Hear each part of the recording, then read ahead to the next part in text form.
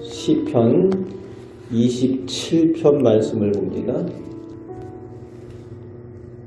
다윗이 오늘 본문 시편 27편을 지은 시기는 압살롬의 반역 직후에 그 아들 압살롬에게 쫓기면서 지은 것으로 성경학자들은 추정을 하고 있습니다. 고대 군동 문화에서 자식이 아버지를 죽이겠다고 이렇게 반역하여 쫓아오는 그런 경우는 찾아보기 어려운 경우입니다.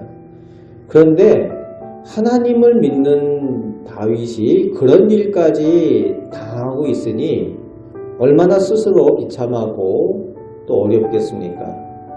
또 믿었던 신복들이 자기의 편이라고 생각했던 그 신복들이 자식의 편이 되어서 자신을 반역하고 자신을 죽이겠다고 쫓아다니는 그 상황이 얼마나 무섭고 어려웠겠습니까? 그런 상황 가운데 오늘 시편을 노래하고 있습니다. 그러면서 시작을 1절 말씀에 선포를 하고 있어요. 하나님은 나의 빛이시라고. 나의 빛이시다. 오직 하나님께서 나의 소망이 된다라는 표현이죠. 그리고 나의 구원이 되신다. 그리고 나의 생명의 능력이십니다. 라고 1절 시작부터 선포를 하고 시작을 하고 있습니다. 그래서 두려워할 것, 무서워할 것 없다고 하나님을 의지하면서 고백을 하는 내용이 1절의 고백입니다. 무섭고 어려운 상황이죠. 그런데 내가 믿는 하나님을 그 순간 더욱 의지하는 다윗의 믿음을 볼 수가 있습니다. 그런 하나님을 의지하는 믿음 때문에 2절, 3절 말씀에 악인들, 대적들, 원수들이 하나님께서 실족해 하시고 넘어지게 하심을 보게 된다고 고백을 또 하고 있습니다. 전쟁 가운데도 두렵지 않고 태연하다라고 노래를 하는 겁니다. 다윗과 같은 그런 믿음을 소유하는 우리 성도들 되시길 바랍니다. 오늘 우리도 하나님께서 함께 계심으로 인해서 이 코로나 이런 상황들 가운데 또 세상의 악함과 그런 핍박의 어려움들 가운데도 무섭지 않고 태어날 수 있게 되는 줄 믿습니다.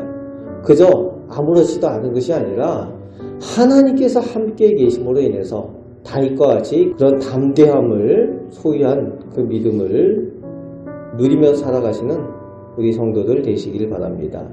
4절 말씀에는 다윗은 자기의 한 가지 소원이 있다고 말하고 있는데 세상의 성공이나 어떤 부나 어떤 대적들을 물리치는 것 이런 것들이 소원이 아니라 단 한 가지 소원, 평생에 하나님의 집에서 살아가는 것. 하나님 집에서 살면서 하나님의 아름다움을 보며 하나님의 성전에서 그 아름다운 하나님을 사모하며 살아가는 것, 그것이 한 가지 소원이라고 고백을 하고 있습니다.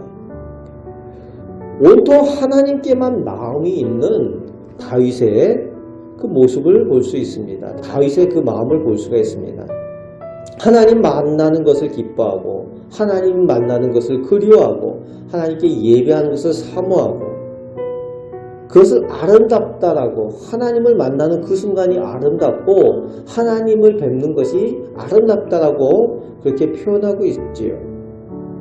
이런 표현은 사랑하면 나타나는 그런 증상이죠. 사랑하니까 아름답고 사랑하니까 함께 있고 싶고 그런 다윗의 그 마음의 상태를 볼 수 있습니다. 하나님을 사랑하고 하나님 사랑받는 사람으로서의 다윗의 그 고백을 볼 수가 있습니다. 그런 믿음 때문에 5절 6절 말씀에 여전히 환난 가운데서 또 대적들 앞에 있지만 하나님의 은혜를 하나님의 보호하심을 입고 오히려 예배하고 찬송할 것이라고 고백을 하고 있습니다. 여전히 현실 상황은 어렵고 힘이 들지만 하나님을 사랑하고 하나님을 사모하니까 오히려 담대하게 예배하고 찬송하는 그런 믿음의 고백을 하고 있습니다. 그리고 이제 7절부터 12절까지는 탄원의 내용이 나오고 있습니다. 다윗의 탄원시들이 대체로 보면은 앞에 탄원의 내용이 나오고 뒤에 찬양과 감사의 내용들이 보통 나오는 구조가 되어지는데 오늘 시편 27편의 구조는 조금 독특한 구조입니다.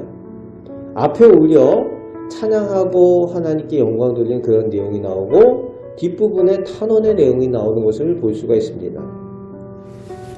그만큼 지금 압살롬의 반역의 기막힌 상황 가운데 이 기막힌 상황 가운데 하나님 버리지 마옵소서 나를 떠나지 마옵소서 내가 버림받은 것 같은 그런 고통 가운데 있는 것을 다윗이 표현하고 있는 겁니다.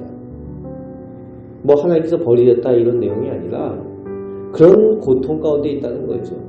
세상의 다른 모든 사람들이 자기를 대적하는 것은 용납이 되지만 자기가 사랑했던 아들, 사랑하는 아들이죠. 압살롬이.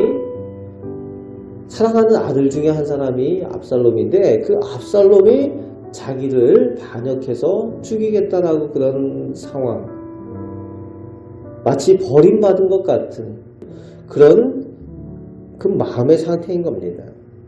그 가운데에 탄원의 내용을 지금 여기서 쓰고 있습니다.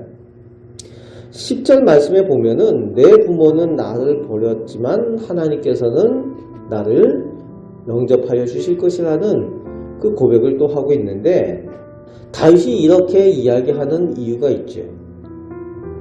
부모는 나를 버렸으나 집에서 다윗은 원래 대접을 못 받는 자식이었어요. 막내였습니다. 형들이 앞에 6명이나 있었죠. 형들이 많이 있었습니다.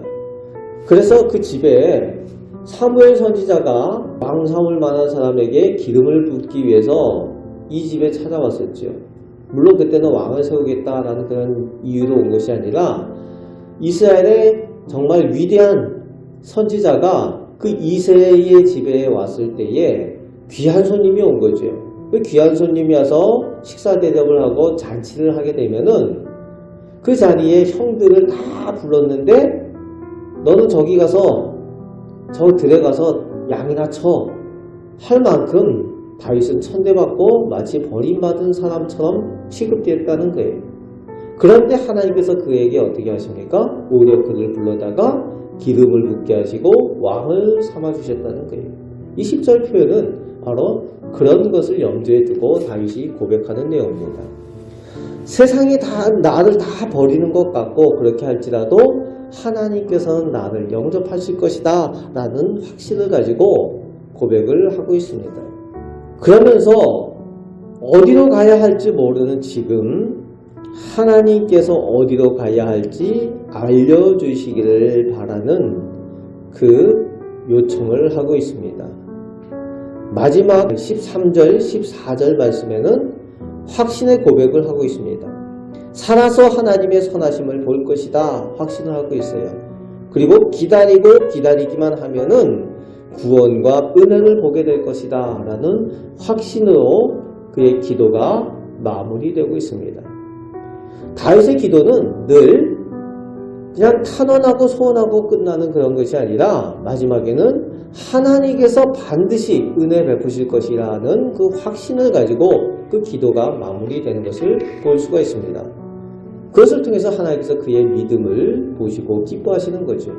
오늘 우리가 하는 기도도 우리의 소원을 단지 아뢰는 것이 아니라 기도의 마무리는 늘 확신이 마무리가 되어져야 됩니다. 하나님께서 그것을 기뻐하시는 거죠. 하나님께서 그것을 보시길 원하시는 겁니다. 오늘 우리 기도할 때에 다윗과 같이 기도하고 다윗과 같이 하나님을 만나고 하나님을 사모하고 하나님을 아름답게 만나시고 또 하나님께서 반드시 들어주시고 은혜 베푸실 것이라는 그 확신을 가지고 기도하심으로 하나님께서 주시는 그 응답을 누리며 그 은혜의 능력을 가지고 승리하며 살아가시는 우리 복된 성도들 되시기를 주님의 말씀으로 축복합니다. 아멘. 기도하겠습니다. 다윗이 환난과 어려움 가운데에 오직 하나님께 소망을 두고 의지하며 하나님의 구원을 간구한 것처럼 아버지 하나님 저희에게도 그 믿음을 주시고 다윗과 같이 하나님의 복을 누리며 하나님의 인도함을 받게 하여 주옵소서. 이 악한 세상 가운데에 이 코로나로 어려운 상황 가운데에 저희가 오직 하나님만 의지합니다. 하나님을 의지하며 저희가 담대하게 살아가게 되는 줄 믿습니다. 기도할 때 저희의 능력이 되시고 저희를 선하게 인도하여 주옵소서. 오늘도 저희와 함께 하심을 감사드리오며 우리를 사랑하시는 예수 그리스도의 이름으로 기도합나이다. 아멘.